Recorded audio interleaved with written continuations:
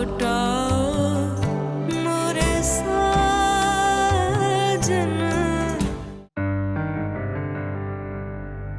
अम्मी सारी जिंदगी ना हमारे बाप के होते हुए ना हमने यतीमों वाली और आपने बेवा वाली जिंदगी गुजारी है। अब ये जनाब की जिंदगी के कुछ दिन रह गए हैं तो ये आके हमें ये कह रहे हैं कि मुझे मेरे बच्चों से प्यार है। बेटा अगर वो अब भी ना आते तो हम क्या कर लेते?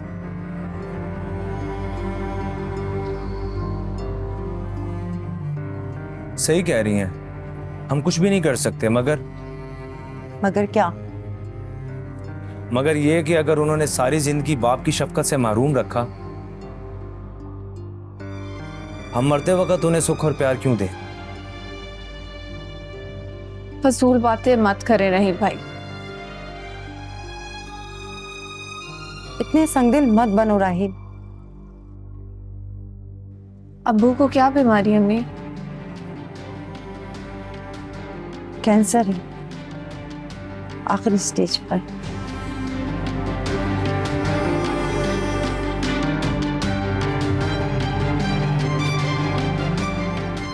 एक इंसान होने के नाते मुझे उनसे हमदर्दी है,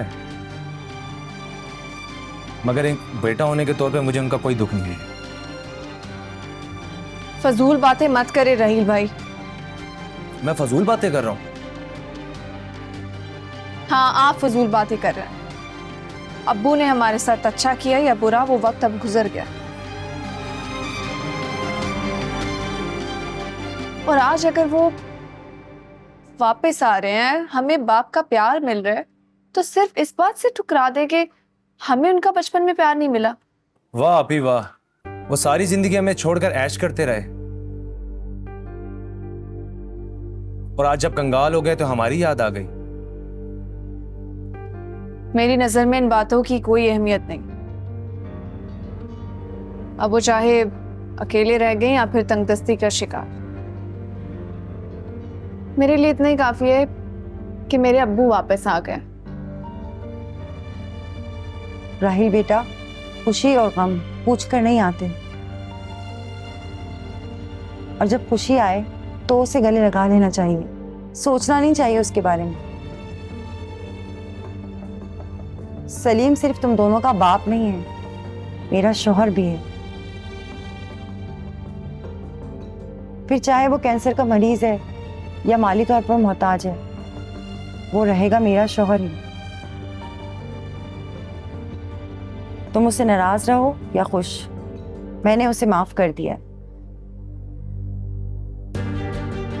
अब्बू कहाँ गए अम्मी?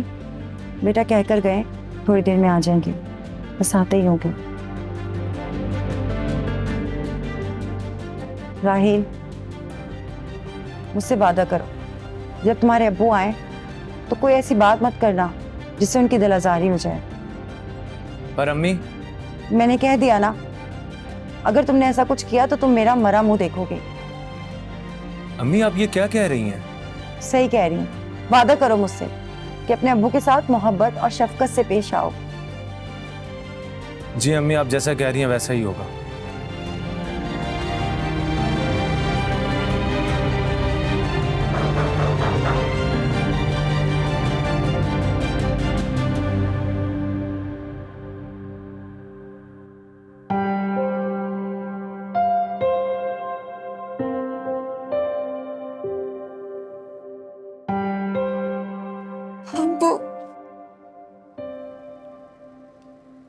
अब्बू,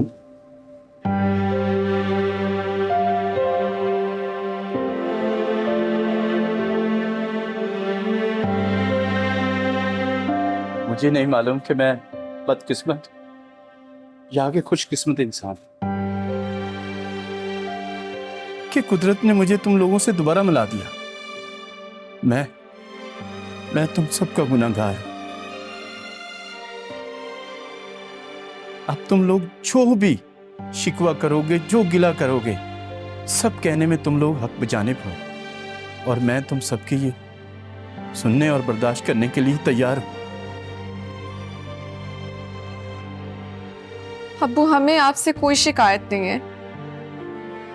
आप आ गए हैं ना, हमारे लिए इससे ज्यादा खुशी की बात और क्या होगी। अब वो आप ही सही कह रही हैं, आपको देख के हमारी सारी शिकायतें दूर हो गई। देखो बेटा, मैं माफ के लायक तो नहीं, लेकिन फिर भी अगर तुम लोग मुझे माफ कर दो। ये आप क्या कर रहे हैं? वो हमें क्यों गुनाहगार कर रहे हैं? आपको ये सब करने की जरूरत नहीं है।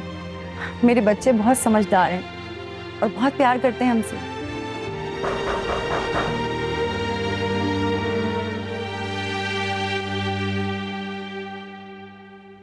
जी सर। सलीम साहब हैं? जी, आप कौन? मैं बैरिस्टर शुजा। उन्हें कहिए कि बैरिस्टर साहब आए हैं। अबू कोई वकील आए हैं। हाँ बेटा, उनको अंदर आने दो, मैंने बुलाया।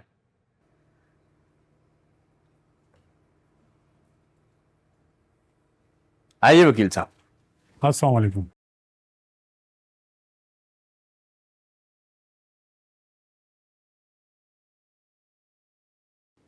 वैसे तो इंसान की जिंदगी का कोई भरोसा नहीं, मगर मेरी तो जिंदगी ही बहुत कम बची है। ऐसी बातें मत सोचें। अल्लाह आपको लंबी जिंदगी दे। प्लीज समीना, मुझे बोलने दो। मैंने सारी जिंदगी रिश्तों की कदर नहीं की और कुदरत फिर भी मुझ पर मेहरबान रही।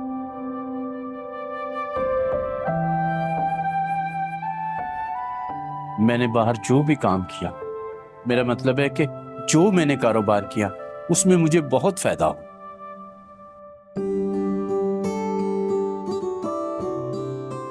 अब वो मैं अपनी सारी दौलत पाकिस्तान लेकर आया।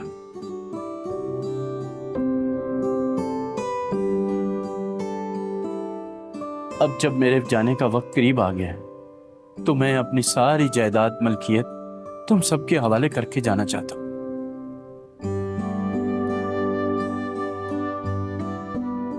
वैसे तो मैं एक वसीयत में सब कुछ लिखकर जा सकता था,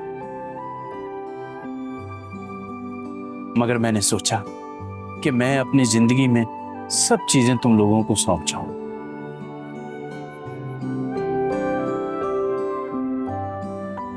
इसलिए मैंने वकील साहब को ज़हमत दी है कि तमाम कानूनी तकाजे पूरे करके सब चीजें तुम लोगों के नाम करवा सकूं।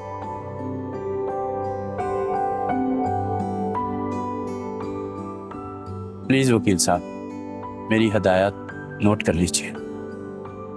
जी फरमाइए। मेरी फैक्ट्री में 50% शेयर राहिल के नाम और 50% शेयर्स निमरा के नाम।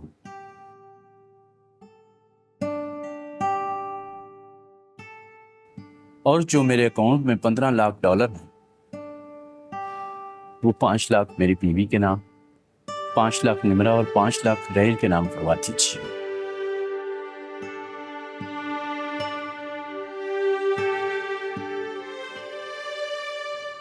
इसके अलावा जो डिफेंस में बंगला, वो मेरी बीवी के नाम करवा दीजिए।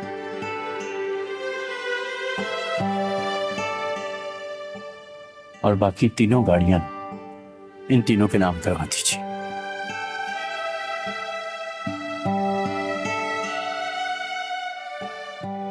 वकील साहब, जितनी जल्दी हो सके कागजात मुकम्मल करवा कर मुझसे साइन करवा लीजिए।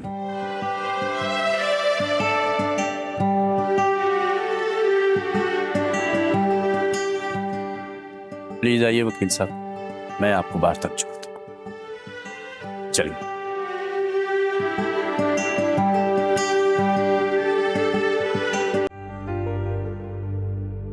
हाय अल्लाह,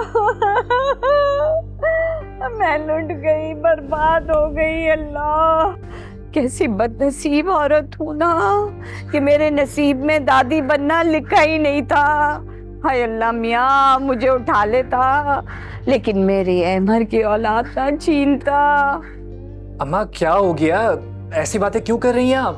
क्या बताऊं बेटा, मेरे में हिम्मत नहीं है तुम्हें सच बताने की। हाँ अम्मा, लेकिन मुझे बताएं तो कि हुआ क्या है, और आपने ये सब मुझे पहले क्यों नहीं बताया? बस बेटा, मैंने निमरा को इतना समझाया था कि इस हालत में अपना ख्याल रखो, बच्चे का ख्याल रखो, लेकिन नहीं भाई, उसने एक बात भी मेरी नहीं मानी। और ये देख लो।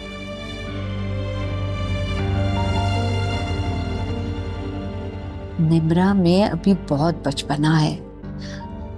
अरे औरत तो माँ बनने के लिए तरसती है। अम्मा मुझे तो यकीन नहीं आ रहा कि निम्रा ने ये सब। यकीन तो मुझे भी नहीं आ रहा था। मैंने खुद अपने कानों से सुना है, निम्रा अपनी माँ से बोल रही थी। अरे कौन सी औरत बच्चे की खुशी इससे इतनी रंजीदा होगी, बताओ मुझे।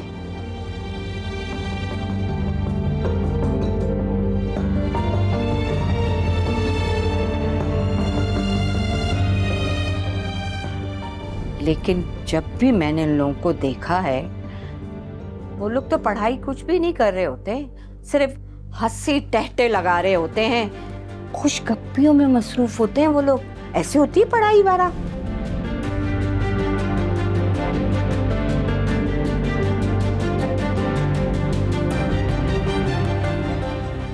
शक दीमक की तरह रिश्ते को चाट लेते हैं अमर। शक? तुम्हें शर्म नहीं आती निम्रा? तुम्हारा शौहर घर में है और तुम एक दूसरे मर्द के साथ। मुझे सोचते हुए भी घिन आ रही है। दफा हो जाओ मेरे कमरे से।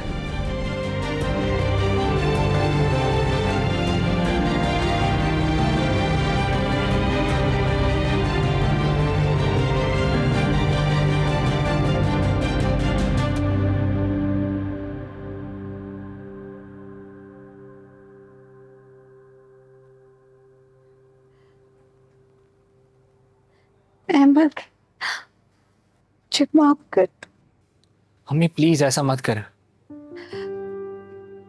मैं तुम्हारी और निम्रा की मुजरिम हूँ। मैंने तुम लोग के साथ बहुत बुरा किया।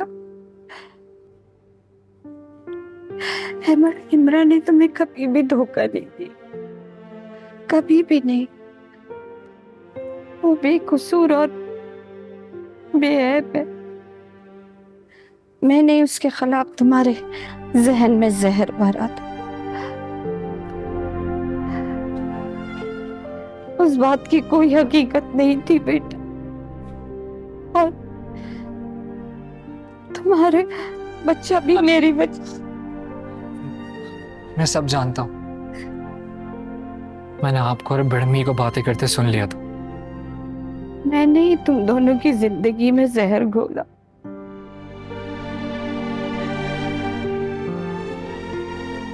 अल्लाह ने उसकी कुछ सजा मुझे दे दी है, और शायद कुछ अभी बाकी। बेटा, मुझे निब्रा के पास लेके चलो। मैं अपने किए की माफी मांगूंगी और उसको घर लेकर आऊंगी। नहीं, आप ये बोल के मुझे शर्मिंदा ना करें। मैं जाके मुझसे अपने किए की माफी मांगूंगी और घर लेकर आऊंगी इस बच्ची को। मैंने उसके साथ बहुत बुरा किया,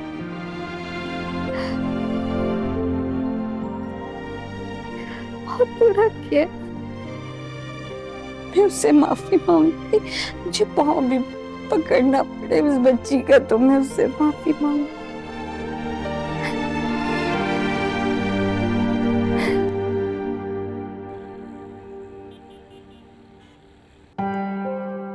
मैं आज यहाँ पे आप लोगों के पास सास की हैसियत से नहीं, एक माँ की हैसियत से आई हूँ।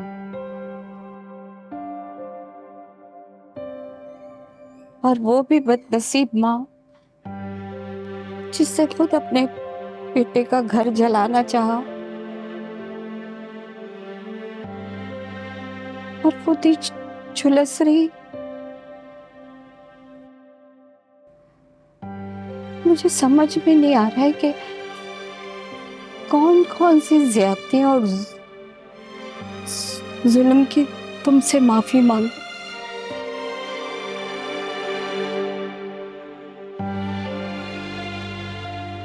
तुमसे झगड़ा करने की, तुम्हें घर से निकालने की,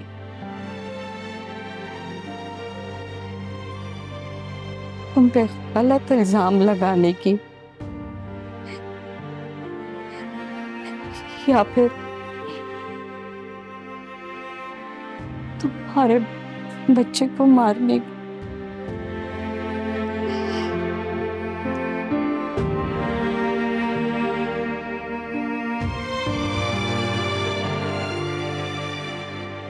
दुआएं देने की उम्र में मैं बद्दुआएं समेटती रही। तुम्हें असियत देने के चक्करों में मैं उलझती चली गई और मुझे पता भी नहीं चला कि मैं खुद एक माँ हूं। मेरे आगे भी 2 बेटियां हैं।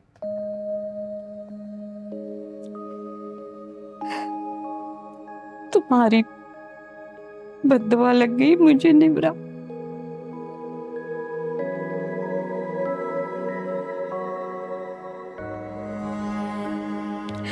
मेरे मेहरू का घर उजड़ गया और रोशनी का तो तुम्हें पता। तुम्हारे जाने के बाद वो घर बिल्कुल वीरान हो गया है बेटा।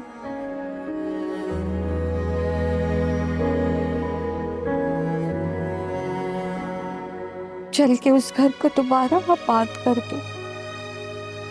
मैं और अहमद मैं लेने आए, घर चलो बेटा।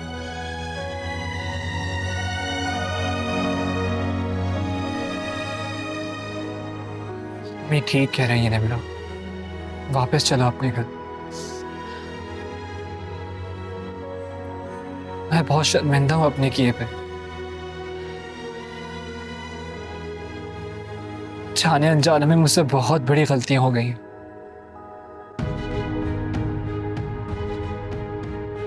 लेकिन अब मुझे एहसास हो गया कि मैं बहुत गलत था।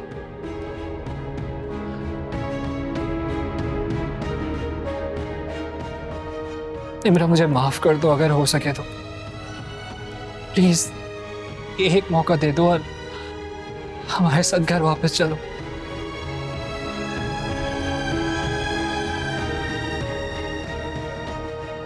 बेटा मेरा अहमद एक कसूर और बहुत मासूम है। उसके दिमाग में मैंने तुम्हारे खिलाफ जहर भरा था।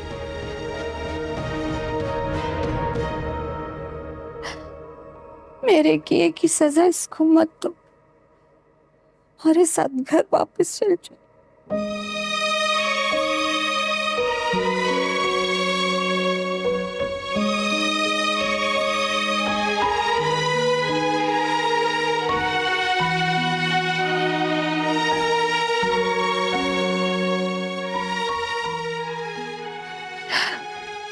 समीन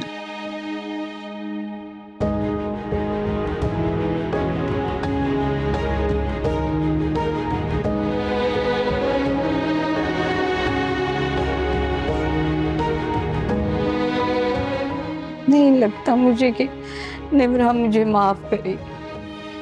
नहीं लगता मुझे। मैं अब परेशान नहीं हूं, अल्लाह पे भरोसा रखे।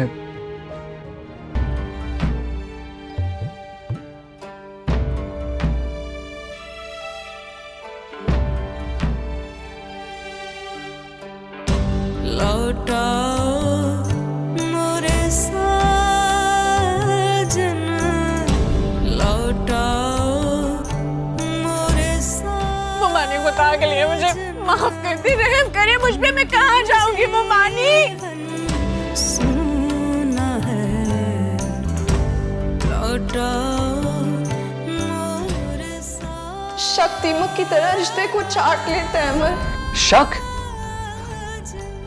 तुम्हें शर्म नहीं आती निम्रा? तुम्हारा शौहर घर में है और तुम एक दूसरे मर्द के साथ। मुझे सोचते हुए भी घिना रही है। दफा हो जाओ मेरे कमरे से। आस न लूं संसार सजा है, तुम बिन हार सिंगार सजा है। राहत है अब मोरे साजन, राहत है। क्या आपको मेरे किरदार पे शक है? क्या आप ये तसव्वुर भी कर सकते हैं कि मैं किसी और के साथ ऐसा वैसा कुछ कर सकती हूँ? निम्रा तुम मुझे ये बताओ कि तुम्हें उस साकिब में ऐसा क्या नजर आया जो कि मुझ में नहीं है? लौटाओ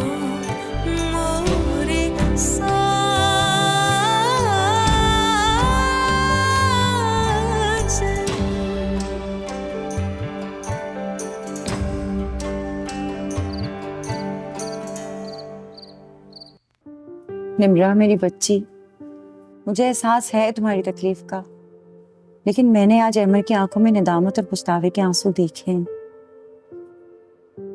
उसे अपने किए का बहुत पछतावा है। हमें लगता है कि तुम्हें उसे एक मौका देना चाहिए।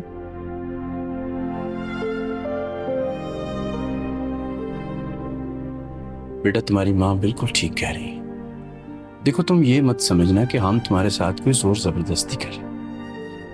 हम तो चाहते हैं बेटा कि तुम अपने घर में खुश रहो।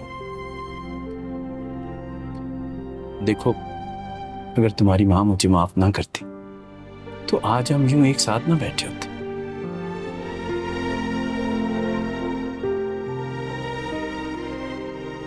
बेटा, जिंदगी में अच्छे हम सफर के साथ से बढ़कर कुछ भी नहीं है। ये तुझे मैं अपने तजर्बे की बुनियाद पे कह रहा हूं। और बेटा, रिश्ते टूट जाने से जिंदगी खत्म नहीं होती। हाँ, रुक जरूर जाती है। लेकिन अब्बू, मैं कैसे भूल जाऊं अहमर ने जो मेरे साथ किया। मैं उस घर में हर दुख तकलीफ तशद्दुद तक सहती रही हूँ सिर्फ अहमर की खातिर। उसने क्या किया मेरे साथ? एक गलीज़ इल्जाम लगा के मुझे वो घर छोड़ने पे मजबूर कर दिया। मैं कैसे भूल जाऊं उस बात को जिससे मेरा वजूद तक वे करके रह गया। वो मेरी बच्ची, देखो बेटा, मैं मानता हूं कि अहमर के घर वालों ने तुम्हारे साथ बहुत ज्यादतियां की। देखो बेटा, गलतियां इंसान से ही होती। अब मैं चाहता हूं कि अहमर को माफ कर दो। माफ कर दो अहमर को और अपनी जिंदगी में आगे बढ़ो। सही कह रहे हैं। मेरी बच्ची ने बहुत सब्र किया है। अल्लाह इसको इसके सब्र का सिला जरूर देगा। बस बेटा।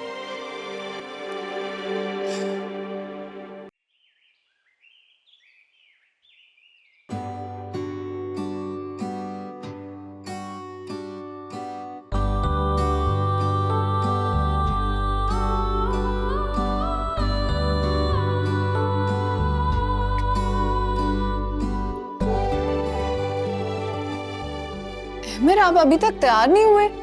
अम्मी लोग आते ही होंगे। हाँ यार, बस कुछ इंतजाम देख रहा था। इंतजाम होते रहेंगे, अभी जाके अपना हुलिया दुरुस्त करें। लड़के वाले लड़की के साथ साथ लड़की के भाई को भी नोटिस करते हैं। अच्छा यार, मुझे तो ये पता ही नहीं था। अब पता चल गया ना, जाएं जाके चेंज करें।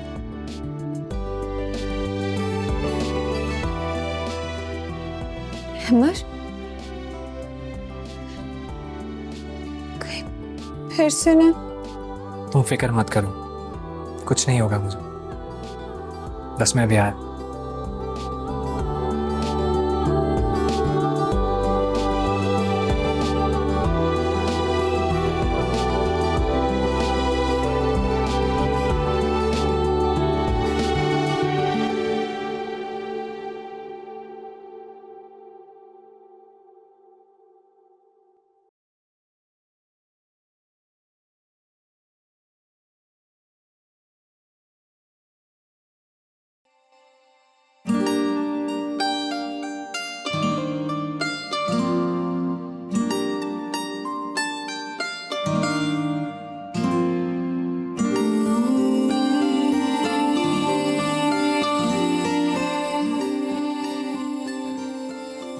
आपकी बेटी आज से हमारी बेटी हुई। बस आप जल्दी से तारीख दे दें। भाई, रोशनी आप ही की बेटी है, आपकी अमानत है। जब चाहें आप रुखसत करके ले जा सकते हैं इसे। भाभी, ये बात तो ठीक है, मगर निकाह की तारीख तो आपको ही देना होगा। लेकिन नहीं भाई, अब मैंने खाला पे सारे फैसले छोड़ दिए हैं। वो घर की बड़ी है, वो जो भी तारीख देंगी ना, वो हमें कबूल होगा। अम्मा बताइए, मैं राहिल की बारात लेकर कब आऊं? मानो ऐसे करते हैं, अगले महीने की 5 तारीख ठीक रहेगी। क्यों? ठीक है खाला, जैसे आपको मुनासिब लगे। तो बस खाला फिर बिस्मिल्लाह करते हैं। बस सही है, बिस्मिल्लाह करें। भाई मिठाई के बगैर तो ये खुशी अधूरी है। अरे निम्रा बेटा सबका मुंह मीठा कर